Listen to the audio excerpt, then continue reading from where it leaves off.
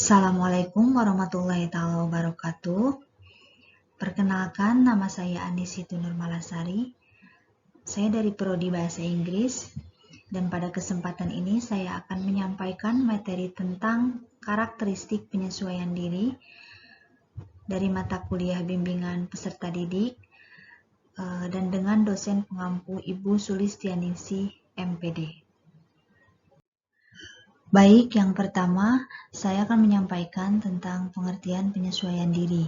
Penyesuaian diri adalah suatu proses dalam diri individu mencakup respon mental dan tingkah laku sehingga terwujud harmoni dan keselarasan pada diri dalam menghadapi ketegangan, frustasi, konflik, depresi, atau emosi negatif lain untuk mencapai suatu hubungan yang memuaskan dengan orang lain, kelompok, dan lingkungannya. Penyesuaian diri adalah suatu proses alamiah dan dinamis yang bertujuan mengubah perilaku individu agar terjadi hubungan yang lebih sesuai dengan kondisi lingkungan. Untuk selanjutnya, definisi dan pengertian penyesuaian diri dari beberapa sumber buku.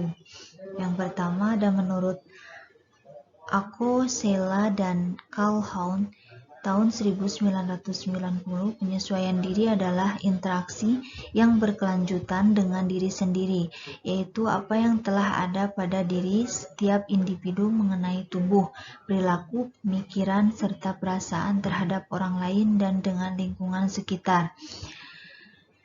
Yang kedua ada menurut Sunarto dan Hartono tahun 2002. Penyesuaian diri adalah proses bagaimana individu mencapai keseimbangan diri dalam memenuhi kebutuhan sesuai dengan lingkungannya. Penyesuaian diri merupakan suatu perubahan yang dialami seseorang untuk mencapai suatu hubungan yang memuaskan dengan orang lain dan lingkungan di sekitarnya. Yang ketiga, menurut Mutamimah tahun 2014, penyesuaian diri adalah usaha manusia untuk mencapai harmoni pada diri sendiri dan pada lingkungannya, sehingga rasa permusuhan, dengki, iri hati, prasangka, depresi, kemarahan, dan lain-lain emosi negatif sebagai respon pribadi yang tidak sesuai dan kurang efisien bisa dikikis habis. Untuk selanjutnya, aspek-aspek penyesuaian diri menurut Ali dan Asrori pada tahun 2005. Penyesuaian diri sebagai adaptasi atau adaptation. Pada mulanya, penyesuaian diri diartikan sama dengan adaptasi atau adaptation. Padahal adaptasi ini pada umumnya lebih mengarah pada penyesuaian diri dalam arti fisik, fisiologis, atau biologis. Penyesuaian diri cenderung diartikan sebagai usaha mempertahankan diri secara fisik atau self-maintenance atau survival. Penyesuaian diri diartikan sama dengan usaha mempertahankan diri, maka hanya selaras dengan keadaan fisik saja, bukan penyesuaian dalam arti psikologis. Padahal dalam penyesuaian diri sesungguhnya tidak sekedar penyesuaian fisik, melainkan yang lebih kompleks dan lebih penting lagi adalah adanya keunikan dan keberadaan kepribadian individu dalam hubungannya dengan lingkungan. Selanjutnya, penyesuaian diri sebagai bentuk konformitas atau conformity. Dengan memaknai penyesuaian diri sebagai usaha konformitas, menyiratkan bahwa di sana individu seakan-akan mendapat tekanan kuat untuk harus selalu mampu menghindarkan diri dari penyimpangan perilaku, baik secara moral, sosial, maupun emosional. Individu selalu diarahkan kepada tuntutan konformitas dan terancam akan tertolak dirinya manakala perilakunya tidak sesuai dengan norma-norma yang berlaku. Norma yang berlaku pada suatu budaya tertentu tidak sama dengan norma pada budaya lainnya, sehingga tidak mungkin merumuskan serangkaian prinsip-prinsip penyesuaian diri berdasarkan budaya yang dapat diterima secara universal. Konsep penyesuaian diri sesungguhnya bersifat dinamis dan tidak dapat disusun berdasarkan konformitas sosial. Selanjutnya, penyesuaian diri sebagai usaha penguasaan atau mastery. Sudut pandang berikutnya adalah bahwa penyesuaian diri dimaknai sebagai usaha penguasaan atau misteri, yaitu kemampuan untuk merencanakan dan mengorganisasikan respon dalam cara-cara tertentu sehingga konflik-konflik, kesulitan, dan frustasi tidak terjadi. Penyesuaian diri diartikan sebagai kemampuan penguasaan dalam mengembangkan diri sehingga dorongan, emosi, dan kebiasaan menjadi terkendali dan terarah. Pemaknaan penyesuaian diri sebagai penguasaan atau mastery mengandung kelemahan, yaitu menyamaratakan semua individu. Selanjutnya, menurut Schneiders 1964, penyesuaian diri meliputi beberapa aspek, yaitu sebagai berikut. Pertama, pengakuan, recognition. Pengakuan adalah menghormati dan menerima hak-hak orang lain. Dalam hal ini, individu harus mampu menerima hak-hak orang lain yang berbeda dengan dirinya untuk menghindari terjadinya konflik sosial. Yang kedua, partisipasi atau participation. Partisipasi adalah melibatkan diri dalam berelasi. Setiap individu harus dapat mengembangkan dan memelihara sebuah hubungan persahabatan. Individu yang tidak mampu membangun relasi dengan orang lain dan lebih menutup diri akan menghasilkan penyesuaian diri yang buruk. Yang ketiga, persetujuan sosial atau social approval.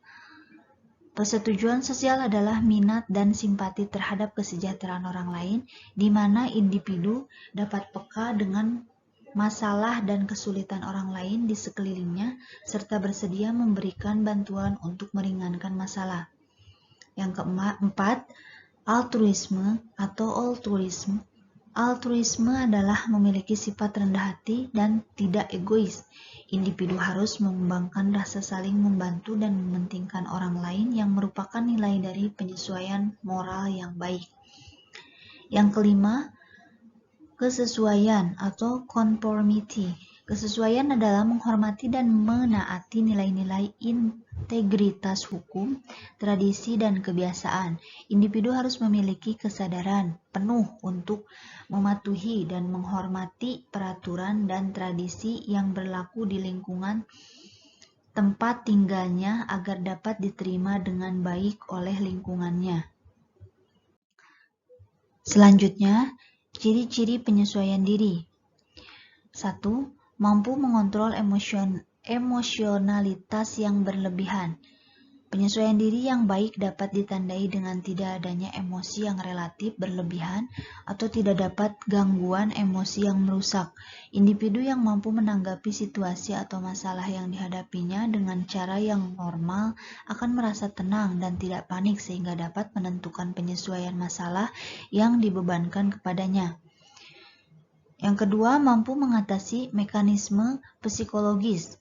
Kejujuran dan keterus-terangan terhadap adanya masalah atau konflik yang dihadapi individu akan lebih terlihat sebagai reaksi yang normal daripada suatu reaksi yang diikuti dengan mekanisme-mekanisme pertahanan diri seperti rasionalisasi, proyeksi, atau kompensasi.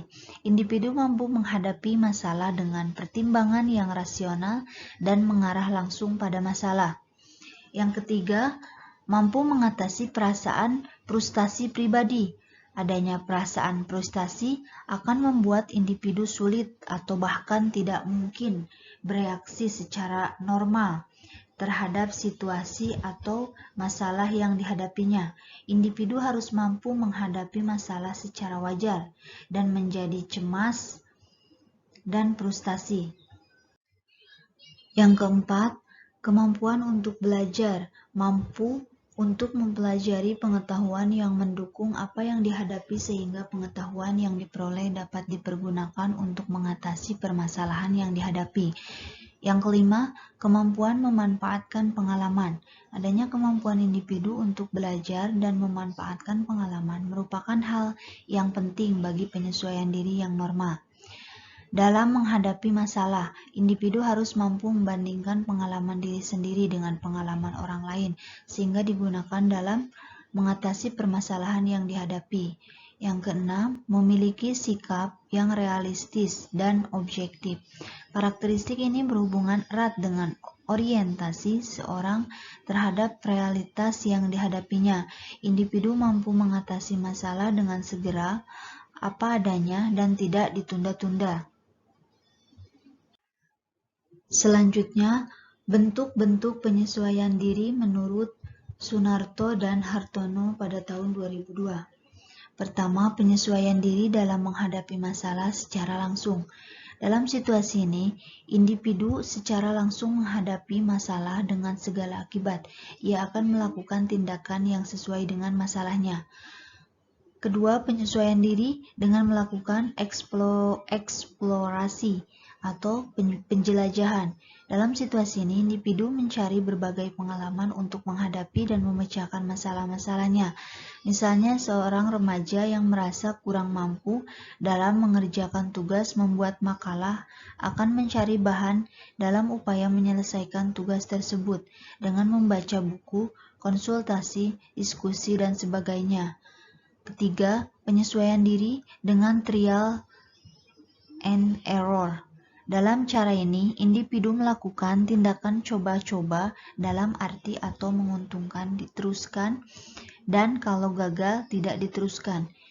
Keempat, penyesuaian diri dengan substitusi atau mencari pengganti.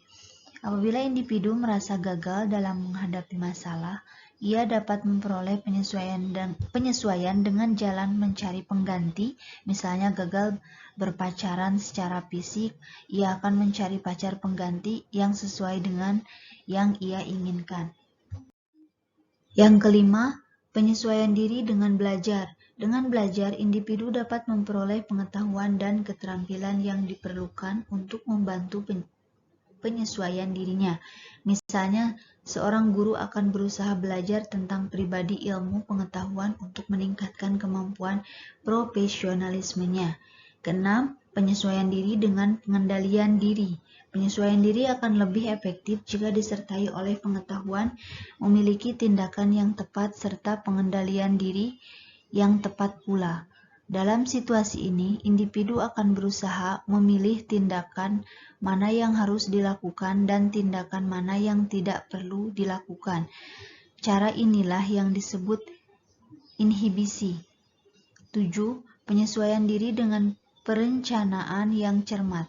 Dalam hal ini, sikap dan tindakan yang dilakukan merupakan keputusan yang diambil berdasarkan perencanaan yang cermat dan matang. Keputusan diambil setelah dipertimbangkan dari berbagai segi seperti untung dan ruginya. Untuk selanjutnya, ada faktor yang mempengaruhi penyesuaian diri menurut Schneiders pada tahun 1964. Pertama, keadaan fisik. Kondisi fisik seorang individu dapat mempengaruhi penyesuaian diri, sebab keadaan sistem kekebalan tubuh dapat menjadi faktor penunjang kelancaran individu dalam melakukan penyesuaian diri. Kondisi fisik yang dapat mempengaruhi penyesuaian diri individu mencakup hereditas, konstitusi fisik, sistem saraf, kelenjar, dan otot ataupun penyakit. Kedua, perkembangan dan kematangan. Pada setiap tahap perkembangan seorang individu akan melakukan penyesuaian diri yang berbeda-beda menurut kondisi saat itu. Hal tersebut dikarenakan kematangan individu dalam segi intelektual, sosial, moral, dan emosi yang mempengaruhi bagaimana individu melakukan penyesuaian diri. Perkembangan dan kematangan yang dimaksud mencakup kematangan intelektual, kematangan sosial, kematangan moral, dan emosional. Yang ketiga, keadaan psikologis. Keadaan mental yang sehat dapat menciptakan penyesuaian diri yang baik pada individu. Keadaan mental yang baik akan mendorong individu untuk memberikan respon yang selaras dengan dorongan internal maupun tuntutan yang didapatkannya dari lingkungan. Faktor psikologis pada individu mencakup pengalaman, perasaan, belajar, kebiasaan, self-determination, frustasi, dan konflik. Selanjutnya, keadaan lingkungan. Keadaan lingkungan yang damai, tentram, penuh penerimaan dan dukungan, serta mampu memberi perlindungan merupakan lingkungan yang dapat memperlancar proses penyesuaian diri pada individu. Faktor lingkungan mencakup lingkungan keluarga, rumah, dan lingkungan belajar atau sekolah. Yang kelima, tingkat religiusitas dan kebudayaan. Religiusitas dapat memberikan suasana psikologis yang digunakan untuk mengurangi konflik, frustasi, dan ketegangan psikis lain, karena religiusitas memberi nilai dan keyakinan pada individu untuk memiliki arti, tujuan, dan stabilitas dalam hidup. Begitupun dengan kebudayaan pada suatu masyarakat yang merupakan faktor yang mempengaruhi watak dan perilaku individu dalam bersikap. Cukup sekian dari saya. Wassalamualaikum warahmatullahi wabarakatuh.